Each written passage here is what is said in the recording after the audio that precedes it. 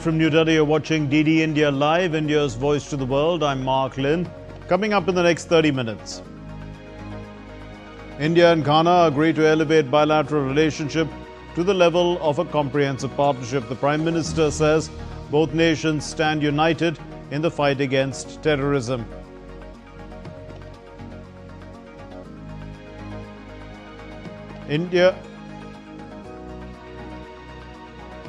Well, we're going across to present you shots which have just come in from Accra, and these are of Prime Minister Narendra Modi meeting with the Vice President of Ghana, Vice President Jane Naana Opoku Agyemang, and she is the first woman Vice President of Ghana. She is an educationist. She was sworn in fact, in January of this year, and she becomes the first female Vice President of Ghana.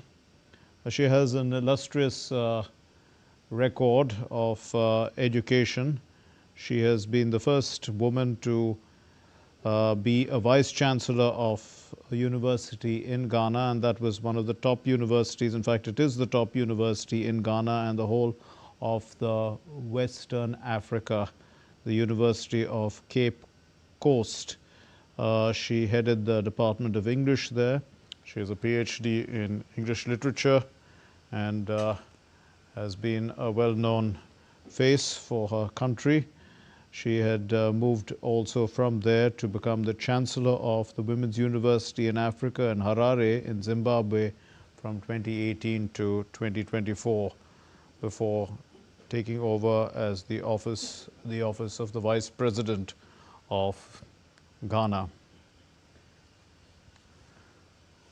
The Vice President's office is an office of importance in Ghana, and much like the Vice President's office in the United States, the Vice President takes over the office of the presidency in case of the President being indisposed.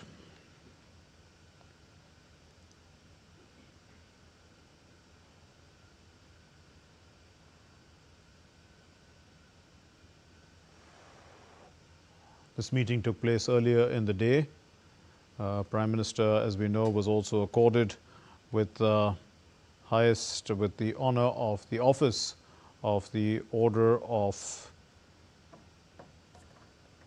He was given the state honor, a national honor, the officer of the Order of the Star of Ghana, and that happened at the banquet which was hosted by the President of Ghana, President Mahama.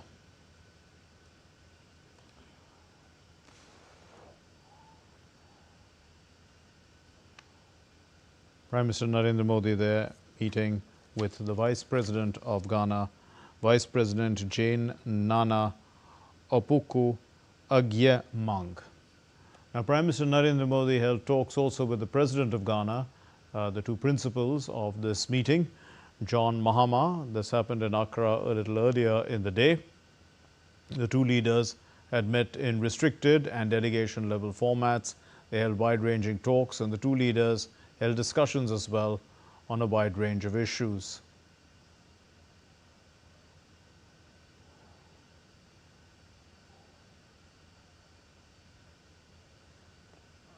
India and Ghana held delegation-level talks, and they agreed to elevate their relationship to a comprehensive partnership. Both leaders reaffirmed the warm and time-tested ties between India and Ghana. They discussed ways to expand cooperation in key areas, including trade and investment, agriculture, capacity building, digital technology, infrastructure, and people-to-people ties. They welcomed the growing bilateral trade and Indian investments in Ghana. The leaders also discussed strengthening defense and security partnership, and they committed to further strengthening development cooperation partnership, especially through India-supported infrastructure and capacity-building projects. India offered to share its experience in the fields of health, pharmaceuticals, digital public infrastructure, UPI, and skill development. So the two leaders, they discussed global issues of mutual interest, which included UN reforms. And following those delegation-level talks, 4 MOUs were also signed, and they were in the fields of culture, standards, Ayurveda and traditional medicine, and also a joint commission mechanism for engagement between the foreign ministries. So the President Mahama, he hosted a state banquet in honor of Prime Minister. And thanking him for his gracious hospitality, Prime Minister Modi invited President Mahama to visit India at a mutually convenient time. Addressing a joint press meet in which both principals had made statements, Prime Minister Narendra Modi said that at the heart of the India-Ghana relationship lies shared values, common struggles and collective aspirations for an inclusive future. The Prime Minister said that in defense and security sector, both nations will progress with the guiding principle of security through solidarity. The collaboration will be strengthened in key areas including trade and investment. हमारा द्विपक्षीय व्यापार $3 billion पार कर चुका है। भारतीय कंपनियों ने लगभग 900 प्रोजेक्ट्स में लगभग $2 बिलियन का निवेश किया है। आज हमने आपसी व्यापार को अगले 5 वर्षों में दोगुना करने का लक्ष्य निर्धारित किया है। फिनटेक के क्षेत्र में भारत यूपीआई डिजिटल पेमेंट का अनुभव घाना के साथ साझा करने के लिए तैयार है। फ्रेंड, डेवलपमेंट पार्टनरशिप हमारी साझेदारी का एक मूल स्तंभ है। राष्ट्रपति महामा के आर्थिक पुनर्गठन के प्रयासों में भारत के पूर्ण समर्थन और सहयोग का हम आश्वासन देते हैं। Prime Minister Narendra Modi said that India and Ghana have agreed to elevate bilateral relationship to the level of a comprehensive partnership. The leaders have also proposed to provide affordable health care to the citizens of Ghana. आज राष्ट्रपति जी और मैंने हमारी द्विपक्षीय साझेदारी को comprehensive partnership का रूप देने का निर्णय लिया है। घाना के राष्ट्र निर्माण की इस यात्रा में भारत केवल एक सहयोगी नहीं बल्कि एक सहयात्री है। The Prime Minister Modi, also added that both nations stand united in the fight against terrorism. Prime Minister Modi added that India and Ghana remain concerned over tensions in South Asia and Europe.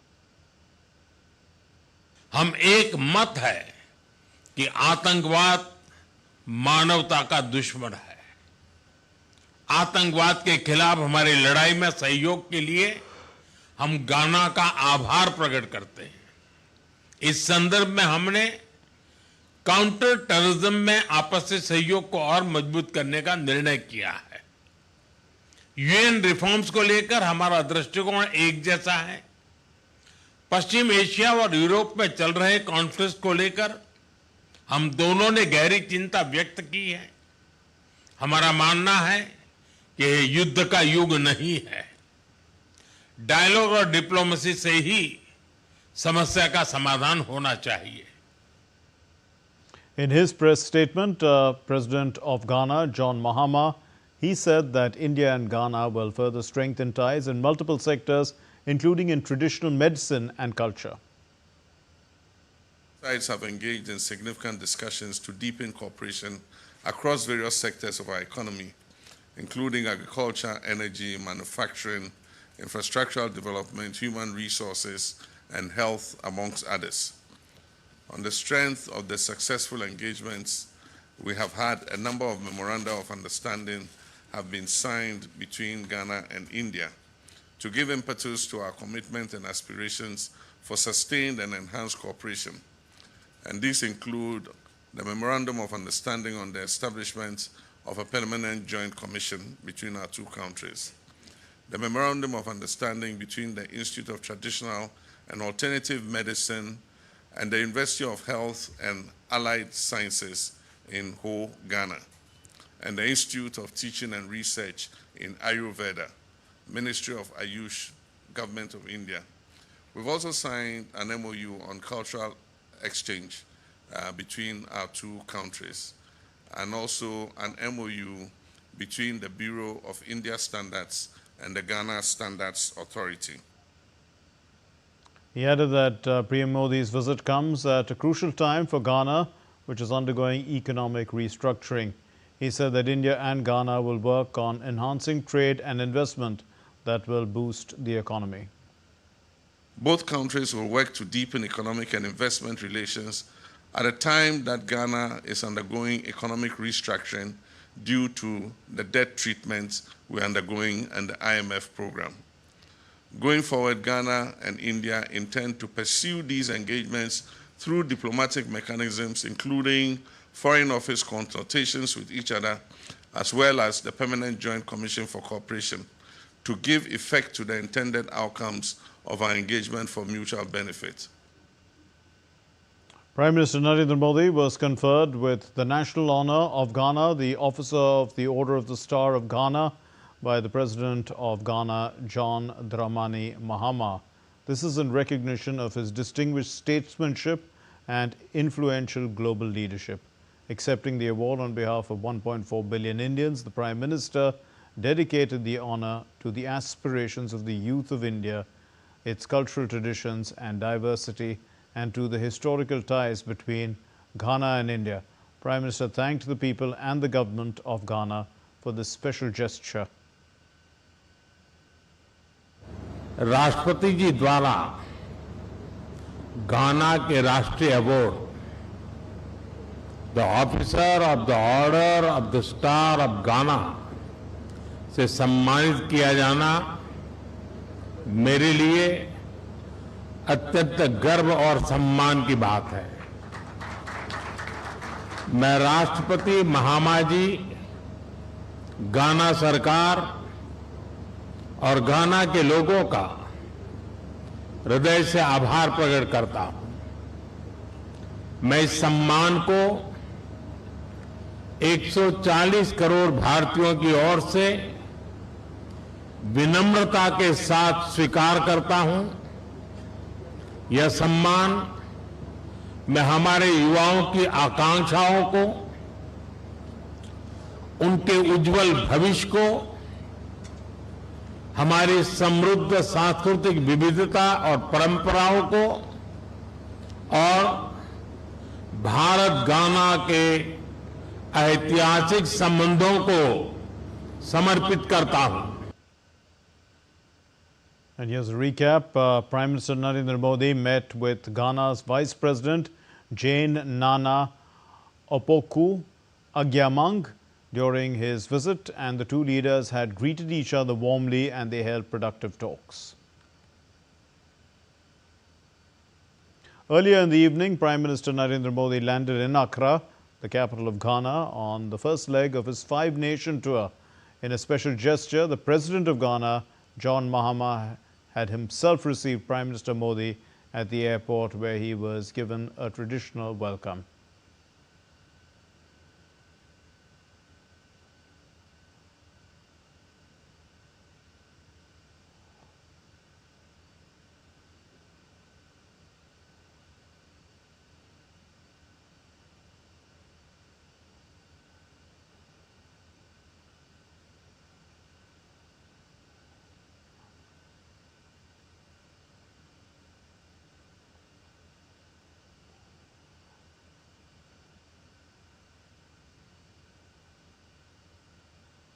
The Prime Minister was also given a Guard of Honour along with a 21-gun salute. This is the first visit by an Indian Prime Minister in the last 30 years to Ghana.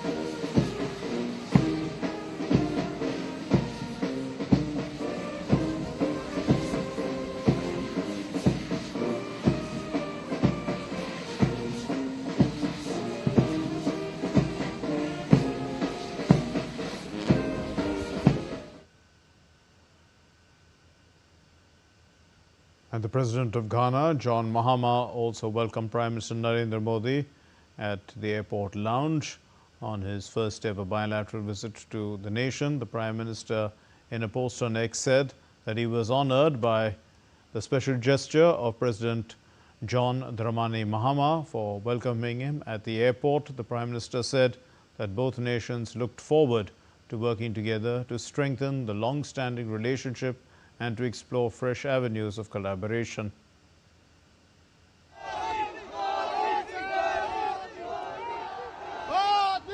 Now, as the Prime Minister reached the hotel where he's staying in Accra, thousands had gathered to catch a glimpse of him. The Indian community is about 15,000 strong, and the Indian diaspora there had given a grand welcome to the Prime Minister, who had posted on X about the warmth that he had received from the diaspora upon his arrival in Accra, Ghana. He said that the spirit of togetherness and the deep cultural linkages are truly wonderful.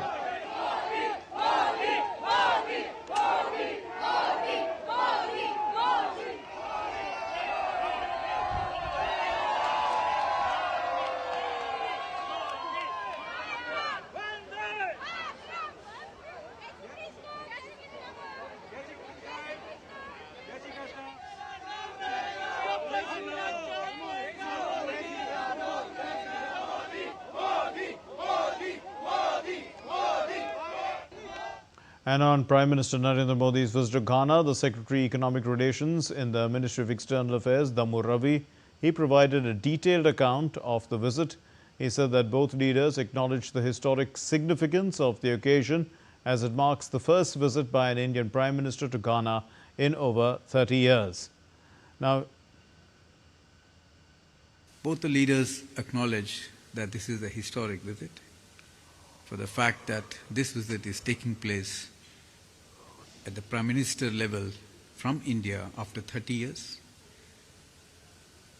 President Mahama clearly acknowledged that it is a landmark visit that is very timely and very opportunistic at a time when Ghana is also looking for partnership with India to deepen economic engagement after its own economic rebound, recovery that it is facing, having gone through the IMF conditionalities and restructuring.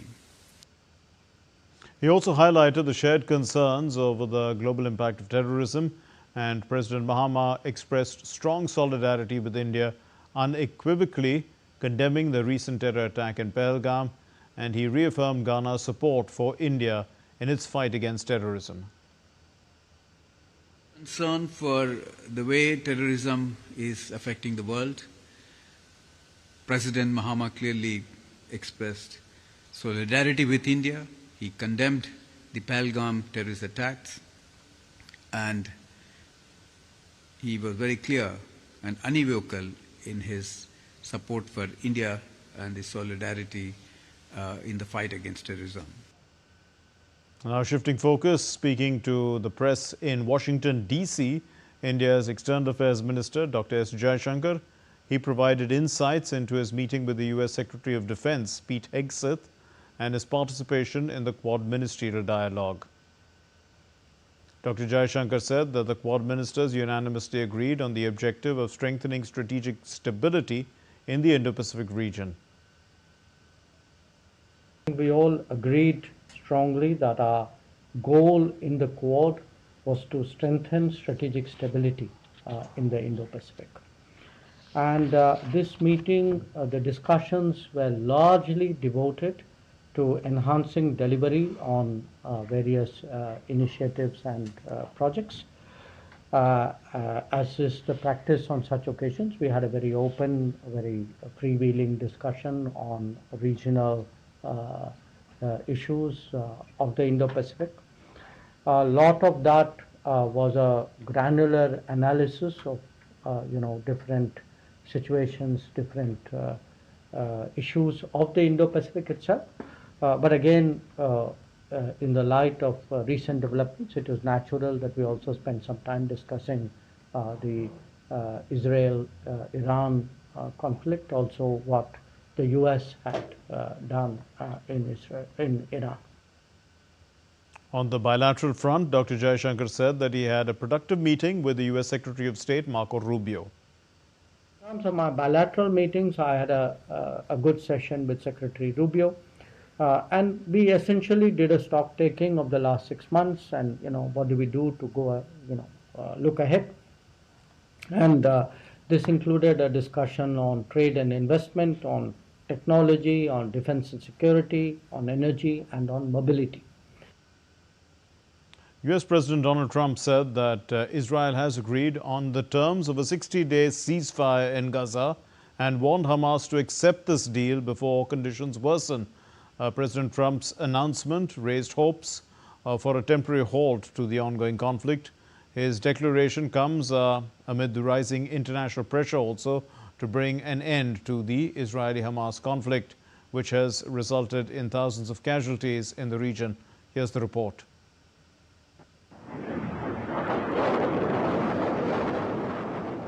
In a potential breakthrough in an ongoing conflict between Israel and Hamas, US President Donald Trump urged Hamas to agree on a ceasefire proposal for 60 days. Trump said that Israel had accepted the key terms of a proposed 60-day ceasefire in Gaza. In a statement posted on Truth Social, US President Donald Trump said, and I quote, "My representatives had a long and productive meeting with the Israelis today in Gaza. Israel has agreed to do the necessary conditions to finalize the 60-day ceasefire, during which time we will work with all parties to end the war. The Qataris and Egyptians, who have worked very hard to help bring peace, will deliver this final proposal. I hope for the good of the Middle East that Hamas takes the deal, because it will no longer get better, it will only get worse."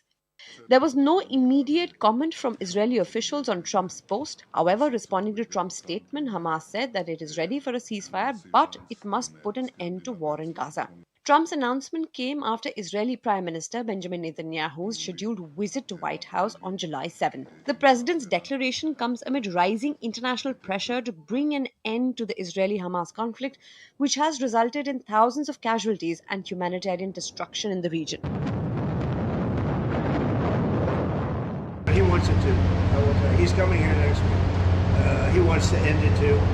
We had a tremendous success with Iran. They weren't happy. Somebody said, "When are you going to sign?" I said, "Sign? They are so bombed out." Did you see the report issued this morning? The place was decimated. It'll be years before anybody even gets down there. So that's not a priority. But we'll have a report and we'll have whatever we want. We'll get from whatever we want from Iran. And I think, and I hope they will have a good country. They have massive sanctions right now, biting sanctions.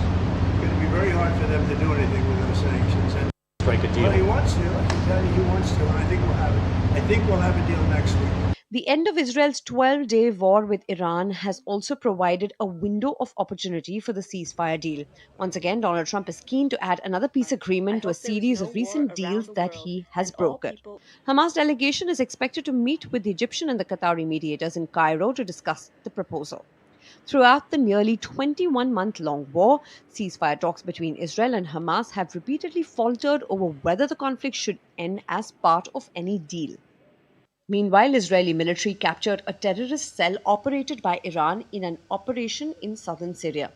The military said that several terrorists were apprehended in the operation, while the Houthi rebels group had launched a missile from Yemen towards Israeli territory on Tuesday. Bureau Report, DD India. A cyber hacker broke into a database of the Australian airline Qantas containing the personal information of millions of customers. This is Australia's biggest breach in years and a setback for an airline rebuilding trust after a reputational crisis. It adds to a troubling list of recent cyber incidents in Australia. Here's a report. In one of the biggest cyber attacks in Australia in recent years, airline giant Qantas has confirmed a major data breach that has compromised the personal information of millions of its customers. The company revealed in a statement on Wednesday that a hacker gained access to a third-party customer service platform used by one of its call centers, exposing sensitive data belonging to around 6 million customers. The compromised information includes names, email addresses, phone numbers, birth dates, and frequent flyer numbers. However, Qantas clarified that no credit card or passport information was stored on the affected platform. The airline said it became aware of the breach after detecting unusual activity on the system and acted swiftly to contain it. While Qantas has not disclosed the location of the impacted call center or the specific group of affected customers, it acknowledged that the volume of stolen data is expected to be significant. In a public apology, Qantas Group CEO Vanessa Hudson expressed regret over the incident, acknowledging the uncertainty it has caused and pledging to directly contact customers and provide them with support. Cybersecurity experts have warned that the exposed data could be used for identity theft or sold on the dark web. This latest breach adds to a troubling list of cyber incidents in Australia, including major attacks on telecom provider Optus, private health insurer Medibank, and ports operator DP World. Qantas was found to have illegally sacked thousands of ground workers during the 2020 border closure while collecting government stimulus payments. It also admitted selling thousands of tickets for already cancelled flights. Qantas itself faced a separate privacy issue last year when a mobile app glitch exposed passenger names and travel details.